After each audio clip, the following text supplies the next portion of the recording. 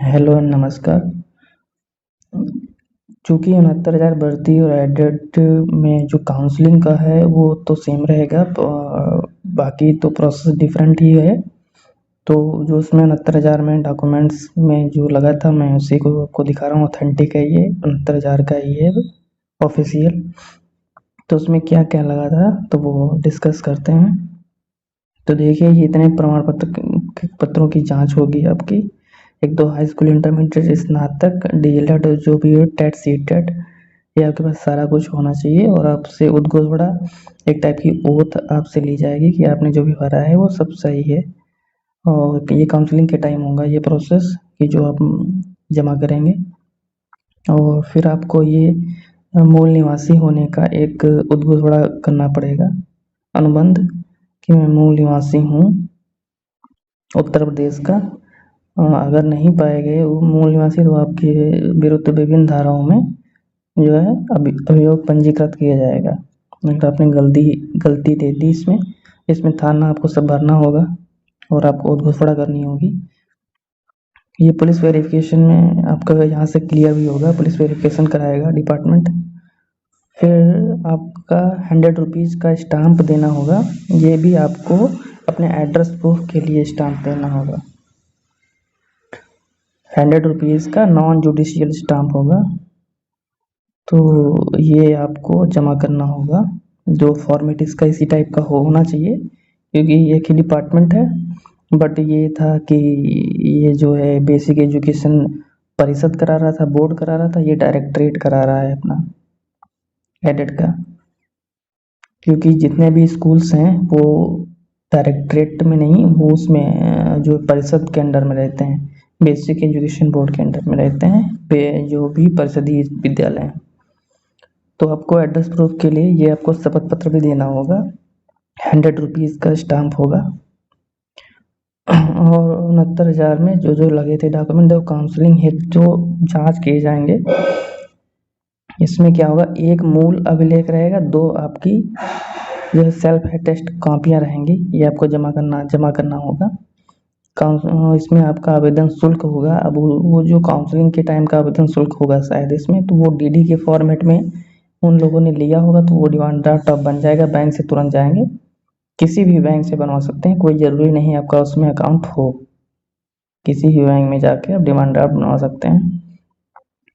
और 100 रुपये का स्टाम्प और नोटरी, वही शपथ पत्र जो होगा वो आपका बेसिकली वही एड्रेस प्रूफ के लिए होगा। बाकी 2 फॉर्मेट रहेंगे। जो घोषणा पत्र आपका होगा, डिक्लेरेशन फॉर्म होगा 2 का। आप जो इसमें आप क्लियरिफिकेशन देंगे, आप जो भी पीछे प्रीवियस मैंने डिस्कस किया। फिर ऑनलाइन आवेदन, जो आपका भर्ती परीक्षा हुई थी उसका और इस भर्ती का, दोनों का आवेदन ऑनलाइन चाहिए आपको। तो ध्यान रखना, जो आपने जेईसी का ऑनलाइन रजिस्ट्रेशन किया था वो, और जो आप अभी ये करेंगे, इन दोनों का आपके पास होना चाहिए। पहचान पत्र, आपके पास Aadhaar card, PAN card, driving licence, voter ID card, बहुत सारे हैं। हाई स्कूल और यूपी बोर्ड हो तो यूपी बोर्ड में दोनों ही एक होगा। सीबीएसई का भला ही अलग हो सकता है certificate number.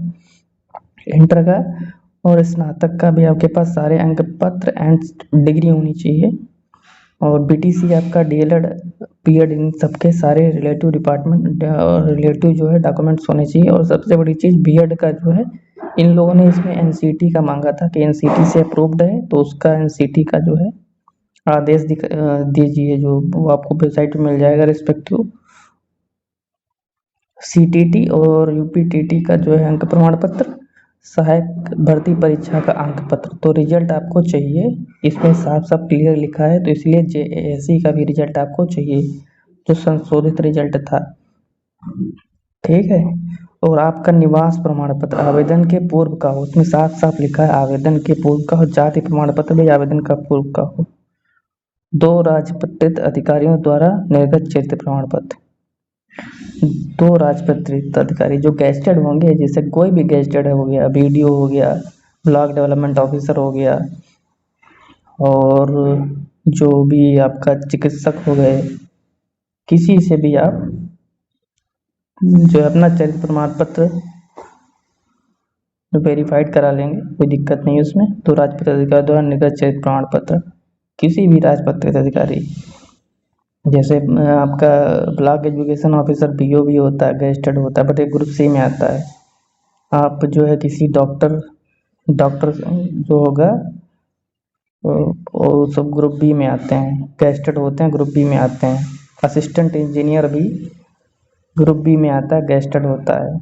UP polytechnic lecturer group B में आता है, गेस्टेड होता है। आपको जो भी लगे सही वहाँ से करा लीजिए आप, ठीक है। और आपका फोटो होगा और 2 लिफाफा डाक चस्पा कर, ये जो भी है ये तो आराम से मिल जाएगा, कोई दिक्कत नहीं है। अब इसमें देखिए आप NOC वाली बात आ गई ना, तो NOC आपका आवेदन से पूर्व, अगर आवेदन से पूर्व तो में भी NOC ना लगे, बट कौन सा आवेदन ये देखना होगा, उसमें डिटेल्ड नोटिफिकेशन आ जाए, क्योंकि इसमें लिखा है कि किसी विभाग में सेवा योजित हैं तो अनापत्ति प्रमाण पत्र आवेदन से पूर्व।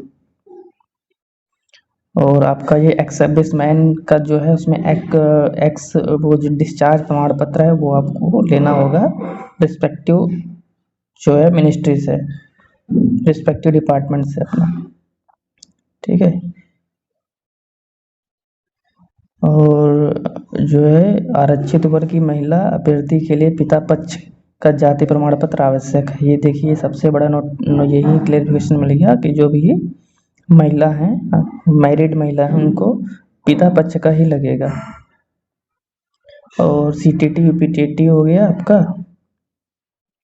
और इसमें आपका मिलान होगा हाई स्कूल की से डेट ऑफ बर्थ का मिलान हो गया, और आपको इसमें आपकी जो आयु सीमा का भी मिलान होगा। तो ये सारे डॉक्यूमेंट्स इसमें लगेंगे। तो ये आप देख लिए हैं इतने डॉक्यूमेंट्स, ये आपका सब लगेगा। तो thanks for watching, stay tuned for more updates.